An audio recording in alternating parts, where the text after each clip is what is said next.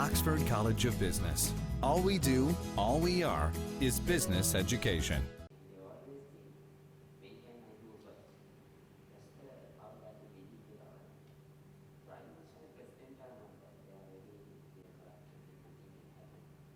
I think the cost of investment for the buildings is 13 plus 1.4 billion. And after that, if people buy a condominium and they want to renovate or whatever, that's a different sum altogether, right? And if someone rent the office, they need to renovate, that's a different sum altogether. So we can't quantify that at the moment. As I have explained earlier, the 1.4 billion US dollars is mainly for the reclamation and the construction of the infrastructure within the project itself. And what I mean by infrastructure is basically things like the roads, the parks, the beaches, okay, the electrical wirings, the sewage system, the water piping, all these things to make the land usable.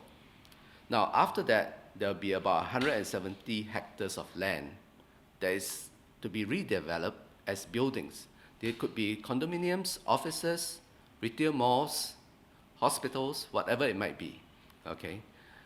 The total investment that we project for all these buildings would be a further 13 billion US dollars. So if you put them together, the total project cost would basically be about 15 billion US dollars.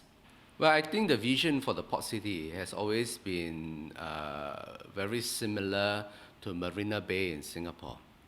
And effectively, what we envisage it to be is a very clean and green city, all right? We have, in fact, put the hierarchy of transport with the pedestrian walking right at the top, followed by cycling, to try to minimize motorized transport within the port city, okay? And we expect this to be a very modern, sustainable development that is clean and green, all right? And basically provides for the inhabitants both job opportunities, relaxation opportunities in terms of a retail destination, in terms of maybe a convention and exhibition center where they can get there to visit some exhibitions and maybe even watch a show or a play or something. The theme park where the family can go to and have a good time, all right? And a marina, in case if you're interested in sailing, and a lot of very lifestyle food and beverage concept where you can just perhaps sit by the canal within the project itself and enjoy your dinner or have a glass of wine or something of that sort. So it's going to be very livable and very modern and yet very sustainable and a smart city. Well, I think our real estate consultants have done some estimation, and they expect this project to generate some 83,000 new job opportunities within the port city itself, all right? And subsequently, whether there are any other indirect job opportunities, I don't think we can quantify that at the moment. So what will happen over here is that within the 83,000 jobs that's going to be created, many of them would be expected to be high-value jobs.